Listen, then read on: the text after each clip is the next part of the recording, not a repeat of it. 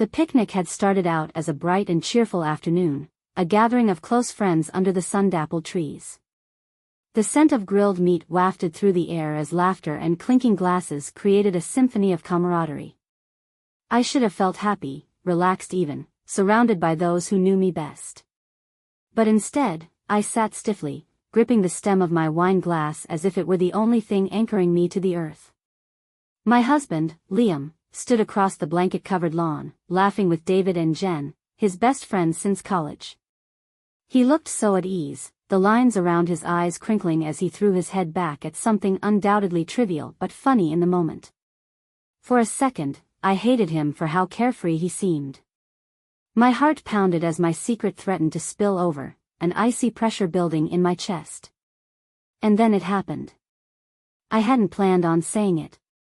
It wasn't part of any grand plan to sabotage my marriage or lash out.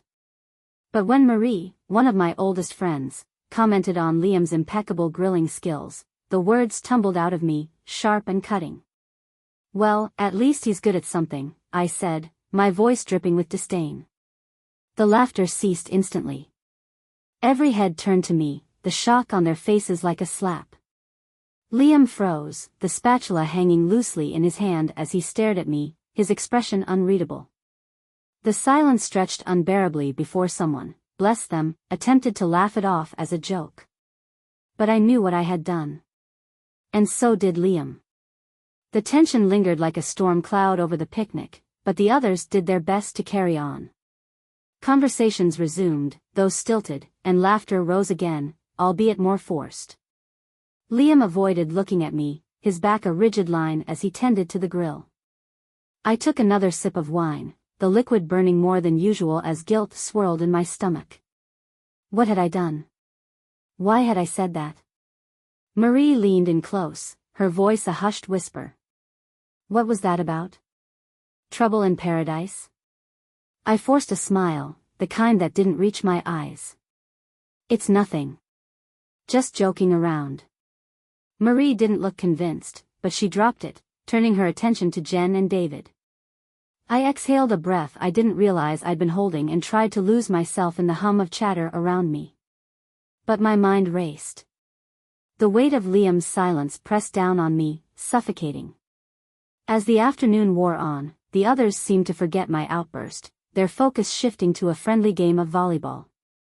Liam joined in, his movements fluid and focused, as though he were the perfect husband in every way. And maybe he was. Maybe that was the problem. He was too good. Too perfect. And I was anything but. I watched him leap for a spike, his strong arms propelling the ball over the net, and felt a pang of something ugly and deep. Resentment? Self-loathing? I couldn't tell. All I knew was that I couldn't meet his perfection with anything close to my own. And then there was Jake. He stood at the edge of the court, hands in his pockets, his sunglasses reflecting the golden rays of the sun. He hadn't joined the game, claiming he was terrible at sports, but he'd stayed close enough to watch. His gaze found mine, as it always seemed to these days, and a slow, knowing smile crept across his lips. My stomach flipped, and I looked away quickly, but the damage was done. The flush creeping up my neck had little to do with the summer heat. Jake was a mistake, a monumental lapse in judgment. A drunken kiss that had spiraled into something more, something dangerous. He wasn't my type, not by a long shot, too cocky, too flirtatious, but there was a raw magnetism about him I couldn't resist. Every glance, every lingering touch, had been a rebellion against the quiet, suffocating stability of my life with Liam. Liam, who deserved none of this. But Jake. Jake had been the escape. The spark. The thing that made me feel alive and everything else seemed dull and predictable. Need another drink? His voice startled me, low and close, as I realized he had sidled up to my chair. My friends were still engrossed in their game, oblivious to Jake's proximity and the way my body tensed at his presence. I'm fine, I said, forcing a neutral tone, but my heart raced as his hand brushed mine. The touch was fleeting, deliberate. He crouched slightly, bringing his face closer to mine. You don't look fine. I clenched my jaw. Not here, Jake. Not now.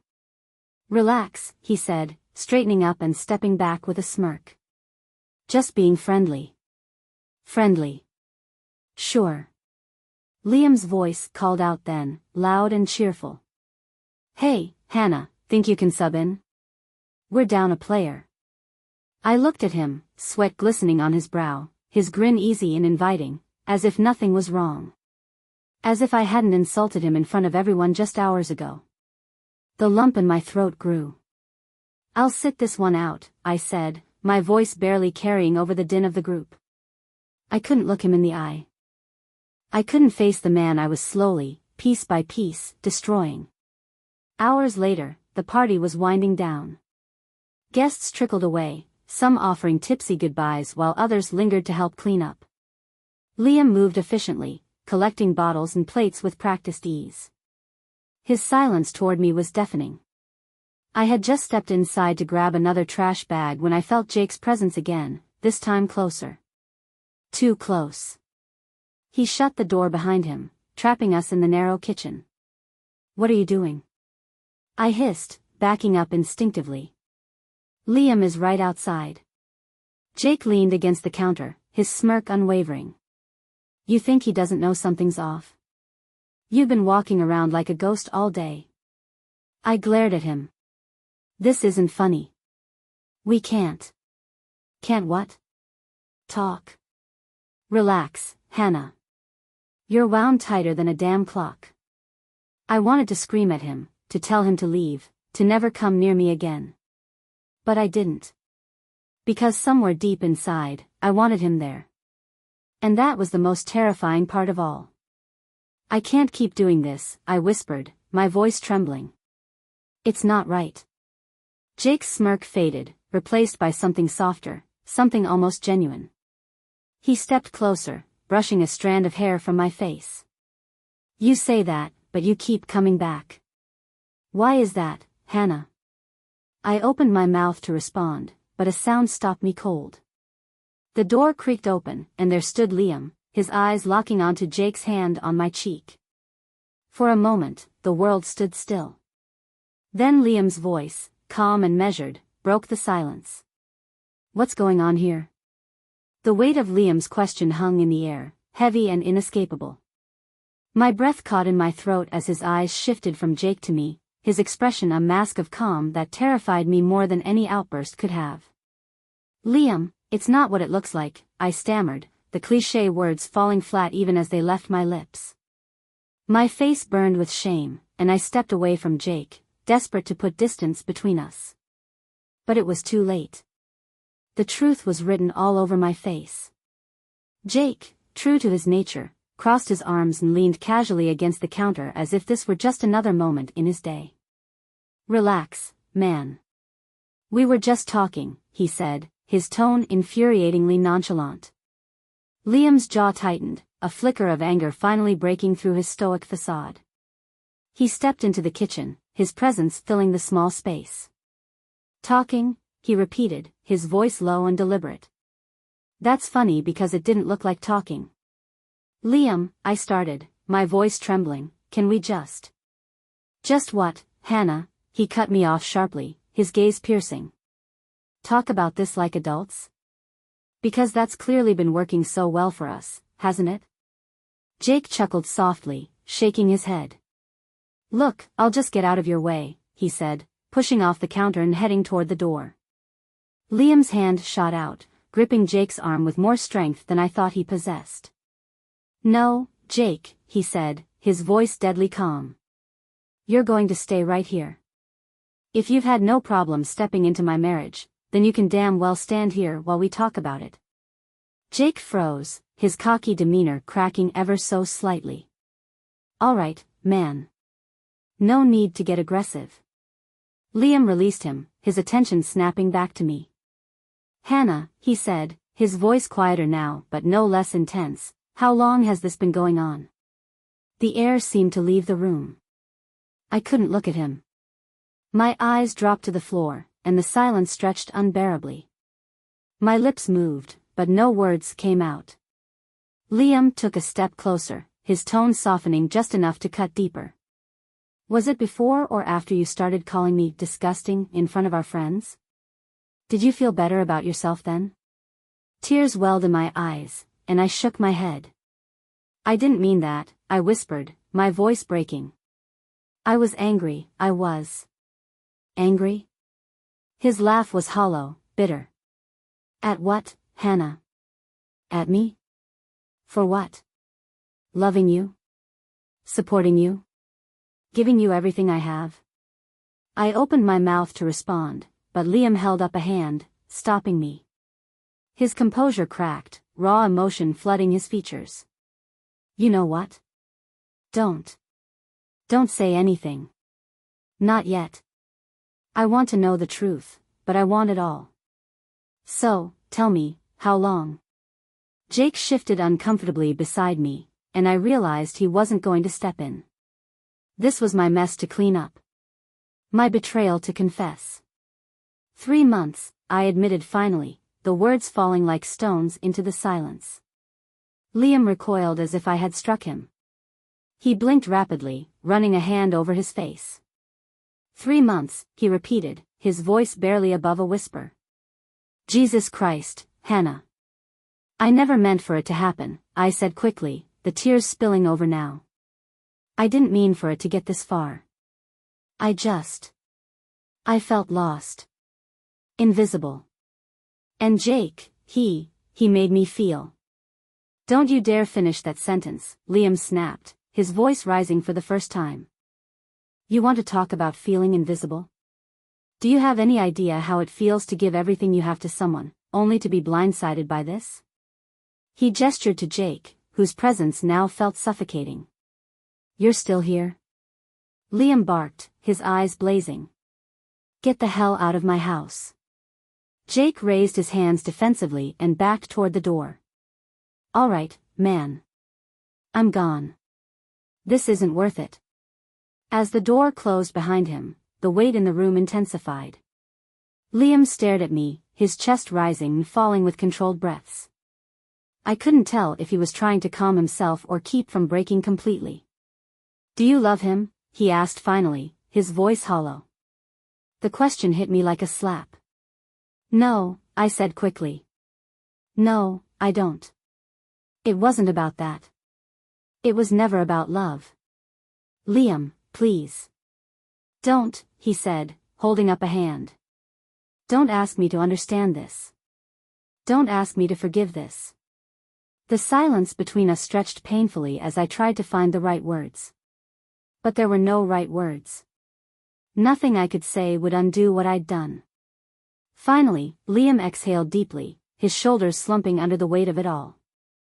I'll pack some things and stay at David's tonight, he said quietly, his voice devoid of emotion.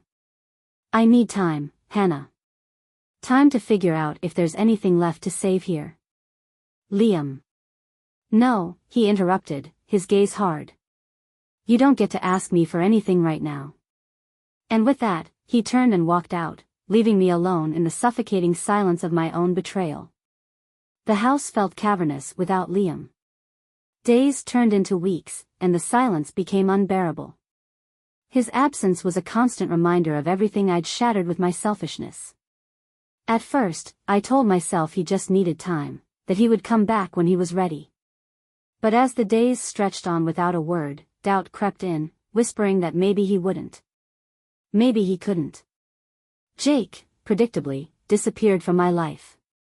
After Liam confronted us, I didn't hear from him again, not that I expected to.